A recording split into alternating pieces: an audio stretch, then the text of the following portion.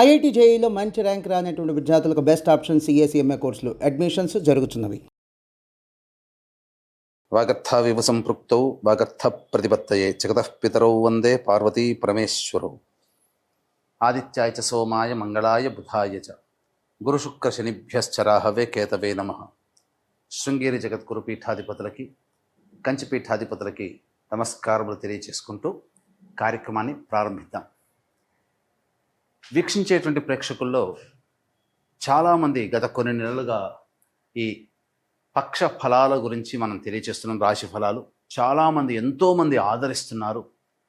వాళ్ళ నిజ జీవితంలో చాలామంది నిజంగా జరుగుతున్నాయండి, మీరు చెప్పినట్టే జరుగుతున్నాయి, ఏ రోజుకు ఆ రోజుకి సంబంధించినటువంటి ఖర్చు కానీ ఆదాయం కానీ అలాగే ఉంటుంది, ఇక మానసికమైనటువంటి ఒత్తిళ్లు కూడా చెప్పినటువంటి రోజుల్లో ఉంటున్నాయి అని చెప్తున్నారు.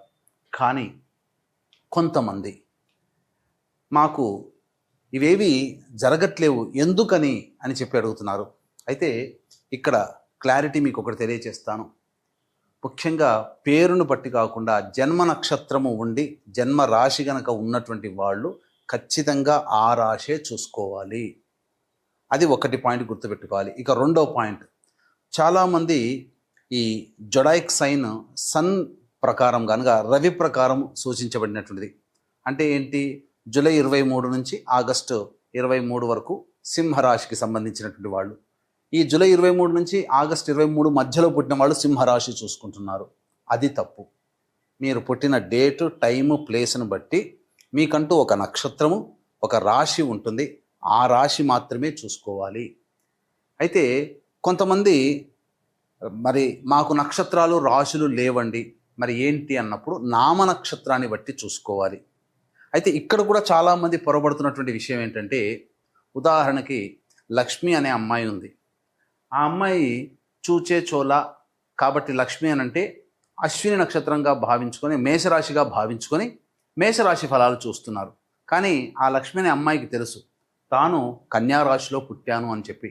కన్యారాశి చూడకుండా నామనక్షత్రమైనటువంటి అశ్విని నక్షత్రం సూచించే లక్ష్మి అనే పేరుని సూచించే మేషరాశిని చూసుకోవడం వల్ల ఆ అమ్మాయికి ఫలితాలు తారుమారవుతాయి.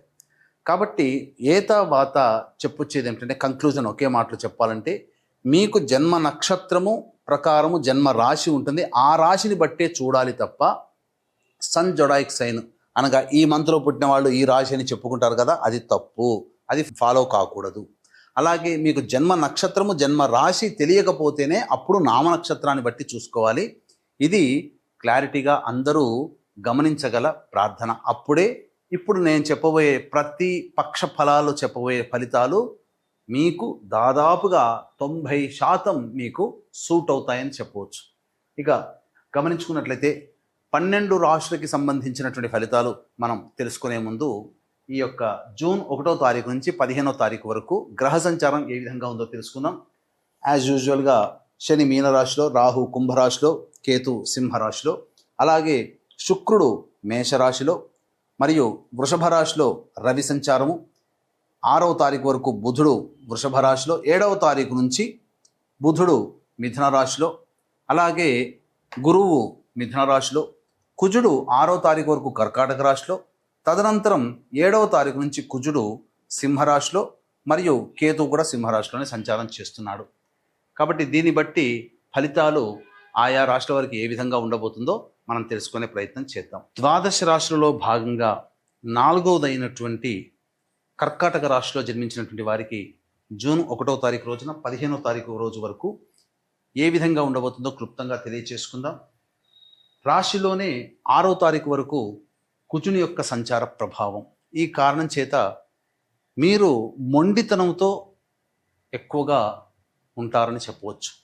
ఇక మిమ్మల్ని మించిన వాళ్ళు లేరు అనేటువంటి భావన చాలా మటుకు తగ్గించుకోండి. ఎందుకనంటే ఇది భవిష్యత్తులో రాను రాను మీకు కొన్ని అవకాశాన్ని కోల్పోయేలా చేస్తుంది. 2వ స్థానంలో 7వ తారీఖు నుంచి కుజుని యొక్క సంచార ప్రభావం కేతువుతోనే కలిసి ఉండడం కారణం చేత మీరు గమనించుకున్నట్లయితే ఎలాంటి మార్పులు మీ యొక్క దైనందిన జీవితంలో వస్తాయంటే, ఇచ్చిన మాట నిలబెట్టుకోలేని పరిస్థితి వస్తుంది. ఇప్పుడే ఒక మాట అంటారు, తదనంతరం మళ్ళీ మాట మారుస్తారు. 7వ తారీఖు తర్వాత జరిగే సంఘటనలు అలాంటి పరిస్థితులు వస్తాయి. అలాగే మీ వాక్కుని ఎంతవరకు అదుపులో ఉంటుకుంటే మీరంత సంతోషంగా ఉంటారు, లేకపోతే అనవసరమైనటువంటి వివాదాల్లో చిక్కుకుంటారు 7వ తారీఖు నుంచి. కాబట్టి జాగ్రత్తలు పాటించండి. ఇక 12వ ఇంట బుధుడు గురువు. సాధారణంగా ఇది అనవసరమైనటువంటి వృధా ఖర్చుల్ని సూచిస్తుంది. ధర్మపరమైనటువంటివే చక్కగానే సేవా కార్యక్రమాలకి ఎక్కువగా చారిటీకి మీ డబ్బుల్ని వినియోగించాల్సినటువంటి పరిస్థితి వస్తుంది. లేదా ఎవరైనా సహాయానికి అడిగినప్పుడు మీ దగ్గర ఉన్నటువంటి డబ్బుని సహాయం కోసం వినియోగిస్తారు. మీకన్నా ఎదుటి వాళ్ళకి ఎక్కువగా ఖర్చులు చేస్తారు. డబ్బులు అప్పుగా ఇవ్వరు, కానీ ఖర్చులు చేస్తారు. ఇక 6వ తారీఖు వరకు రవి బుధుడు లాభస్థానంలో సంచరిస్తూ ఉండడం నిరుద్యోగస్తులకి అద్భుతమైనటువంటి అవకాశంగా చెప్పవచ్చు. ముఖ్యంగా మంచి ఉద్యోగం లభించి తీరుతుంది. చేస్తున్నటువంటి వృత్తి ఉద్యోగ వ్యాపారాల్లో మీకు చక్కటి మద్దతు లభించడం ద్వారా మంచి విజయాన్ని సొంతం చేసుకుంటారు. ధనాదాయం చాలా చక్కగా ఉంటుంది. గౌరవ మర్యాదలు పెరుగుతాయని చెప్పవచ్చు. అలాగే ప్రభుత్వపరమైనటువంటి కార్యకలాపాల్లో ఉన్నటువంటి వాళ్ళకి మంచి అధికారుల యొక్క అనుగ్రహం కలుగుతుంది. కాంట్రాక్టర్లకి, వ్యాపారస్తులకి బిల్స్ పాస్ అవుతాయని చెప్పవచ్చు. ఇక శుక్రుడు 10వ స్థానంలో ఉండడమే ఇది ప్రధానంగా కొంత దోషం. అనవసరంగా డాబు కోసం, మీ గొప్పతనం కోసం ఖర్చులు చేయాల్సినటువంటి పరిస్థితి వస్తుంది. అందరిలో మీరు గొప్ప అనిపించుకోవడం కోసం కొన్ని బాధ్యతల్ని నెత్తిన వేసుకోవాల్సిన పరిస్థితి మీకు గోచరమవుతుంది. విలువైనటువంటి ఆభరణాలు కొనుగోలు చేయడం ద్వారా డబ్బుల్ని తగలేసుకుంటారు. అన్నిటికంటే మించి స్త్రీలతో కొంత వాగ్వివాదాలు జరుగుతాయి. కాబట్టి జాగ్రత్తలు పాటించండి. మీ కీర్తి ప్రతిష్టలకి దెబ్బ కలిగే విధంగా కొన్ని పనులు ఏర్పడతాయి. 9వ స్థానంలో శని సంచారము ఇది కాస్త ఇబ్బందికర పరిస్థితులు. విదేశీయానం, విదేశీ విద్యకు సంబంధించి ప్రయత్నాల్లో కాస్త ఇబ్బందులు అనేటువంటివి ఉంటాయి. అష్టమ రాహువు మీకు అనుకూలంగా ఉండడు. ఆరోగ్యం పట్ల శ్రద్ధ వహించాలి. ప్రతిదీ కూడాను కొన్ని సందర్భాలు ఎలా ఉంటుందనంటే ఏదో అనారోగ్యం అకస్మాత్తుగా వస్తుంది, కొంతకాలం వేధిస్తుంది, మళ్ళీ మాయమైపోతుంది. ఎందుకు వస్తుంది, ఎందుకు తగ్గుతుందో తెలియదు, కానీ దానివల్ల అనారోగ్య సమస్యలు కొంత శరీరం బాధపడాల్సి వస్తుంది. తర్వాత ఇవి ఈ యొక్క 15వ తారీఖు వరకు కర్కాటక రాశి వారికి సాధారణంగా జరిగేటువంటి సంఘటనలు. ఈ యొక్క కర్కాటక రాశిలో జన్మించినటువంటి స్త్రీలు పరాభవాలని ఎదుర్కోవాల్సినటువంటి పరిస్థితి వస్తుంది. అనవసరమైనటువంటి వివాదాల్లో తలదూర్చడం ద్వారా లేనిపోని సమస్యల్ని కొని తెచ్చుకుంటారు. మరీ ముఖ్యంగా సంతానం కోసం ఎదురు చూసేటువంటి మహిళలు 7వ తారీఖు నుంచి జాగ్రత్తలు పాటించాలి. ఇక వివాహ సంబంధమైనటువంటి విషయాల్లో కాస్త ఇబ్బందికర పరిస్థితులు అనేటువంటివి ఉంటాయి. కాబట్టి జాగ్రత్తలు పాటించండి. బాగా కష్టపడి ప్రయత్నం చేయండి. వివాహ సంబంధాలు కొలిక్కి వస్తాయని చెప్పవచ్చు. మరీ ముఖ్యంగా ఈ రాశిలో జన్మించినటువంటి మహిళలు జాగ్రత్తగా ఉండాల్సినటువంటి పరిస్థితి. అప్పటి వరకు మిమ్మల్ని గౌరవించినటువంటి వాళ్ళు మిమ్మల్ని కాస్త ఇబ్బందులు పాల్చేస్తారు. లేనిపోని అవమానాలు ఎదుర్కోవాల్సి వస్తుంది. గౌరవం పొందిన చోటే అవమానాలు పొందాల్సినటువంటి పరిస్థితి వస్తుంది. కుటుంబంలో మీ మాటకి విలువ ఉండదు. కాబట్టి తగ్గి ఉండే ప్రయత్నం చేస్తే చాలా మటుకు మంచిగా ఉంటుందని చెప్పవచ్చు. ఇక జూన్ 1వ తారీఖు నుంచి 15వ తారీఖు వరకు దైనందిన జీవితంలో ఎలా ఉండబోతుంది వీక్షించేటువంటి ప్రేక్షకులకి గమనిక. జూన్ 11వ తారీఖు రోజున మహాజ్యేష్ఠ పౌర్ణమి. జ్యేష్ఠ మాసము బుధునికి సంబంధించి, మరియు పౌర్ణమి రోజున బుధవారం ఉండడం అది బుధునికి సంబంధించింది. అప్పుడు జ్యేష్ఠ నక్షత్రం కూడా ఉండడం అది కూడా బుధ నక్షత్రమే. వెరసి చూసుకున్నట్లయితే ఈ మహాజ్యేష్ఠ పౌర్ణమి రోజున ఏ దేవత ఆరాధన చేస్తే ఆ దేవత యొక్క అనుగ్రహం సంపూర్ణంగా కలుగుతుంది. మనందరికీ కూడా మంచి యోగాల్ని కలగచేసేది జాతకరీత్యా నవగ్రహాలే. కావున నవగ్రహ సంపూర్ణ శాంతి మరియు జాతకరీత్యా సర్వదోష నివారణ పూజలు, హోమాలు అనేటువంటివి జరిపించి కరుంగలి మాలని మీకు అందివ్వడం జరుగుతుంది. అవకాశం ఉన్న వాళ్ళు కార్యక్రమ తదనంతరం కాంటాక్ట్ చేసి మీ గోత్రనామాలు నమోదు చేసుకోవచ్చు. ఇక 1వ తారీఖు రోజున పెండింగ్లో ఉన్నటువంటి పనులని పూర్తి చేసుకుంటారు. విందులు వినోదాల్లో పాల్గొంటారు. మిత్రుల కలయికతో ఆనందంగా గడుపుతారని చెప్పవచ్చు. 2, 3, 4 తారీఖుల్లో కుటుంబ సభ్యులతో వాగ్వివాదాలు చోటు చేసుకుంటాయి. మనస్సు ప్రశాంతంగా ఉండదు. అనవసరమైన ఖర్చులు మీకు ఎక్కువగా ఉంటాయి.